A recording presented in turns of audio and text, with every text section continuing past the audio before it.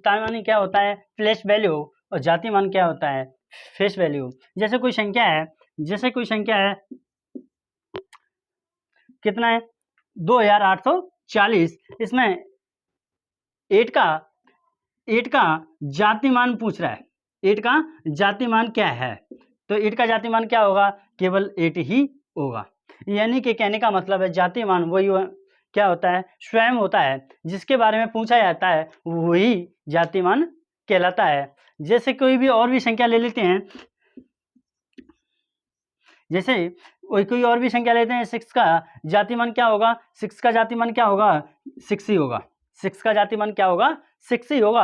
अब स्थानीय मान क्या है प्लेस वैल्यू। जैसे कोई और संख्या है, उदाहरण के तौर से जैसे 2840 है, तो इसका 8 का स्थानीय मान क्या होगा, 8 का स्थानीय मान क्या होगा, 8 का स्थानीय मान, तो 8 का स्थानीय मान क्या होगा देखते हैं। 8 के अब कहाँ है 8 के पीछे कितने अंक हैं, 2 अंक हैं, 0 को काउंट करेंगे 1 2, अब 0 को जितने अंक पीछे होते हैं वो उतनी 0 लगा देते हैं, वो क्या कहलाता है स्थानीय मान। और भी देख लेते हैं, कोई बात नहीं समझ में आया तो आगे देखते हैं।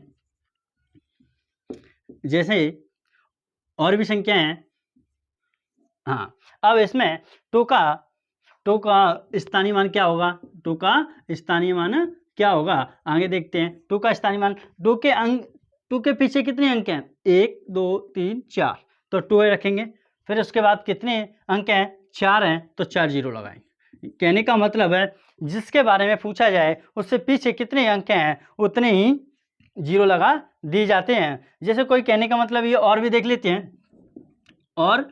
लेते हैं, अब 8 का स्थानीय मान क्या होगा, 8 का स्थानीय मान क्या होगा 8 ही होगा, क्योंकि 8 के पीछे कोई अंक नहीं है तो क्या होगा 8 ही होगा। स्थानीय मान क्या कहलाता है प्लेस वैल्यू, यानी कि कहने का मतलब है जिसके अंकों के पीछे कितने अंक हैं किसी के बारे में पूछा है। जैसे 8 में 8 का पूछा तो 8 के अंक पीछे कितने अंक हैं 2, तो इसमें कितने अंक हैं 4, तो कहने का मतलब है जितने अंक पीछे होते हैं उतनी 0 लगा देते हैं। और जातीय मान वो फेस वैल्यू उसके बारे में पूछा जाता है वही क्या होता है जातीय मान होता है। आगे देख लेते हैं सम संख्या और विषम संख्या है। सम संख्या क्या होते हैं, देखो दोस्तों सम संख्या और विषम संख्या, सम संख्या को क्या कहते हैं इवन नंबर और विषम संख्या को क्या कहते हैं ऑड नंबर। सम संख्या वो संख्या होती हैं जिसमें 2 से पूर्णतः विभाजित होती हैं, किससे 2 से पूर्णतः विभाजित होती हैं, वो क्या कहलाती हैं सम संख्या। विषम संख्या क्या कहलाती हैं, वे संख्याएं जो 2 से पूर्णतः विभाजित नहीं होती हैं, क्या नहीं होती हैं 2 से पूर्णतः विभाजित नहीं होती हैं, उन्हें विषम संख्या कहते हैं। जैसे 2, अब 1 की बारी आई, एक क्या आएगी एक विषम संख्या में होती है, क्या होगी एक विषम संख्या। बाकी अब 2 से प्रारंभ करते हैं, 2 क्या है सम संख्या है या विषम संख्या है, इसमें 2 का भाग जा रहा है, 2 से क्या है विभाजित जा रही है। अब क्या है 2 के बाद क्या होते हैं 3, 2 के बाद क्या है 3, फिर उसके बाद 4, उसके बाद 5, उसके बाद 6।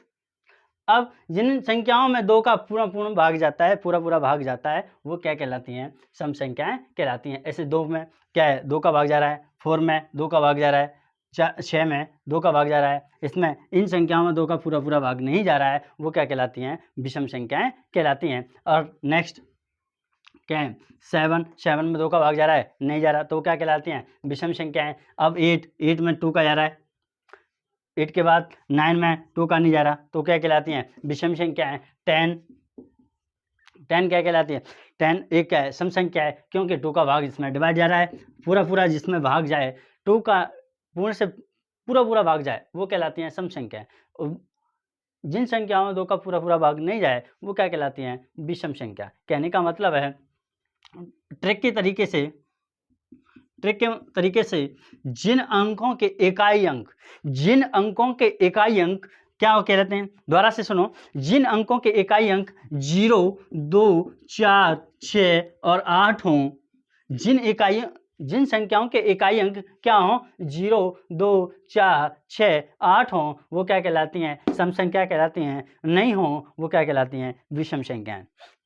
कहने का मतलब है जिन संख्याओं के इकाई अंक 0, 2, 4, 6, 8 हों, वो क्या कहलाती हैं, सम संख्याएं, और बाकी अन्यथा क्या कहलाती हैं, विषम संख्या। उसके बाद में विषम संख्या के बारे में और बहुत सारी संख्याएं निकालो। इन कहने का मतलब है इन संख्याओं में 2 का पूरा भाग चला जाता है वो सम संख्या कहलाती हैं, और 2 का पूरा भाग नहीं जाता वो विषम संख्या कहती हैं। नेक्स्ट देखें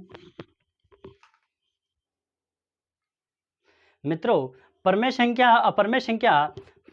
परमेय संख्या वे संख्याएं जिन्हें P/Q के रूप में लिया जा सके, वो क्या कहलाती हैं, परमेय संख्या। अपरमेय संख्या क्या कहलाती हैं, वे संख्याएं जिन्हें P/Q के रूप में नहीं लिया जा सके, उससे क्या कहते हैं, अपरमेय संख्या। अब परमेय संख्या के बारे में देखते हैं। 2/5 अब 2/5 ये क्या है, P/Q के रूप में लिखा है, अंश बटे आर के रूप में लिखा है। नेक्स्ट और क्या ले लेते हैं, जैसे -9 और -9/4 है ना, कोई भी ले लेते हैं, -9/4। अब नेक्स्ट और भी ले लेते हैं, जैसे 3/-7 है ना। तो और भी कुछ और भी संख्या ले लेते हैं, जैसे 5/1 या 1/7 है ना। तो कहने का मतलब है परमेय संख्या वो संख्या आती हैं जिन्हें P/Q के कहने का मतलब है अंश बटे आर के रूप में लिया जा सके, वो क्या कहलाती हैं, परमेय संख्या कहलाती हैं। इसका क्या मतलब क्या है, वे संख्या है जिनका दशमलव प्रसार शांत और अशांत, यानी कि कहने का मतलब है यानी कि शांत समान आवृत्ति या अशांत का होता है, समान आवृत्ति का है, अशांत का हो। जैसे कि कहने का मतलब है शांत प्रमेय एक अशांत प्रमेय, जैसे कहने का मतलब है आगे देखते हैं, जिसके 5 ये क्या है 4/5 है। इसमें क्या लगाएंगे, 0 बढ़ा के पॉइंट लगा दो, इसमें क्या आएगा 8। अब यानी कि कहने का मतलब है पूरा भाग चला जाता है, यानी कि पूरा भाग चला जाता है, बाकी बाद में कोई संख्या शेष नहीं बचती है, वो क्या कहलाती हैं, शांत। अशांत कौन सी होती हैं, जैसे कोई और भी संख्या ले लेते हैं, कोई भी है ना, कोई भी और भी संख्या ले लेते हैं, कैसे 6/7। इसमें क्या करेंगे, 0 बढ़ाएंगे तो क्या लगाएंगे, यहाँ 0 बढ़ाकर पॉइंट लगाएंगे, है ना। तो क्या है, अब 7 का भाग क्या में 60 में देंगे, 7 का भाग 60 में देंगे, तो 7 8 जा कितने होते हैं 56, तो 56, तो 7 8 जा 56, आगे कितनी बची 4 बची, 0 बढ़ा दी, है ना। अब 7 का भाग इसमें देंगे 5 बार, 7 5 जा 35। अब आगे नेक्स्ट कितनी बची 5, फिर 0 बढ़ा दी, तो कितना है, कितने आएगा 7। यानी कि कहने का मतलब है अभी ये और भी शेष बच रही हैं, तो ये क्या है, ये कहना का मतलब ये कौन सी हैगी, ये अशांत होगी, कौन सी होगी, असमान आवृत्ति होगी, कौन सी होगी, समान आवृत्ति होगी। ऐसे कहने का मतलब कह दे सकते हैं आप, असमान आवृत्ति, है ना, समान आवृत्ति ऐसे कह सकते हैं। और इसको क्या कह सकते हैं, शांत, एकदम शांत, यानी कि शांत हो गई, यानी कि आगे कोई भी शेष नहीं बची, वो संख्या है, वो की संख्या क्या कहती हैं, शांत। अब अपरमेय संख्या के बारे में देखते हैं, तो वे संख्याएं जिन्हें P/Q के रूप में नहीं लिखा जा सकता,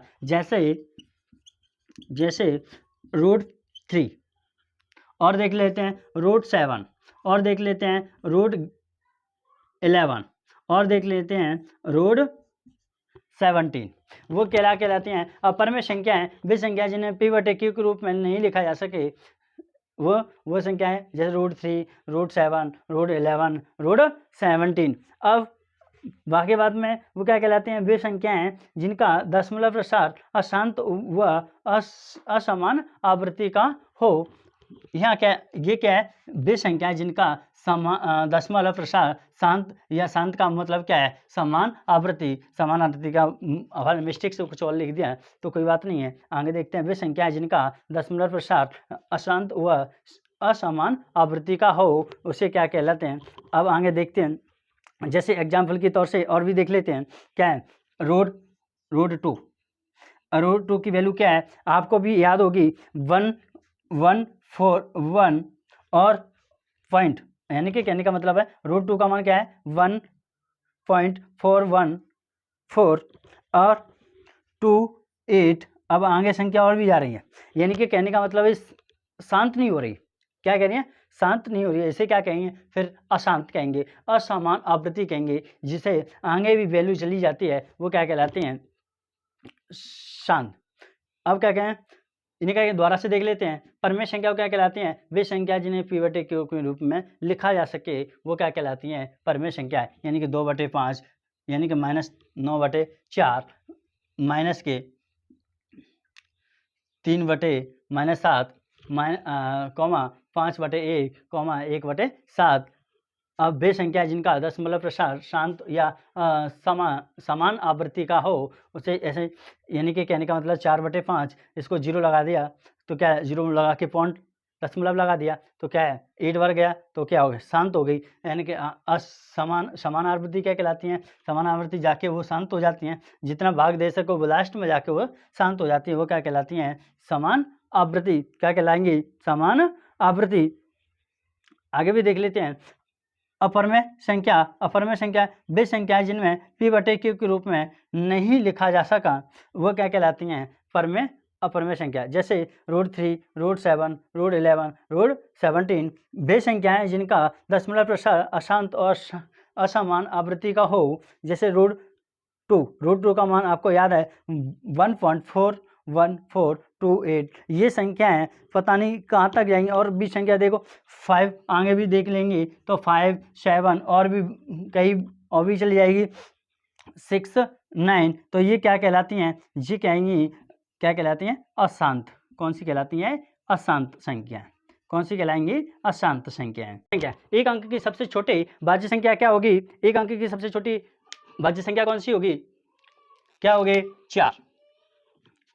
इसमें अभाज्य संख्या में एक अंक की सबसे छोटी अभाज्य संख्या कौन सी होगी, 2।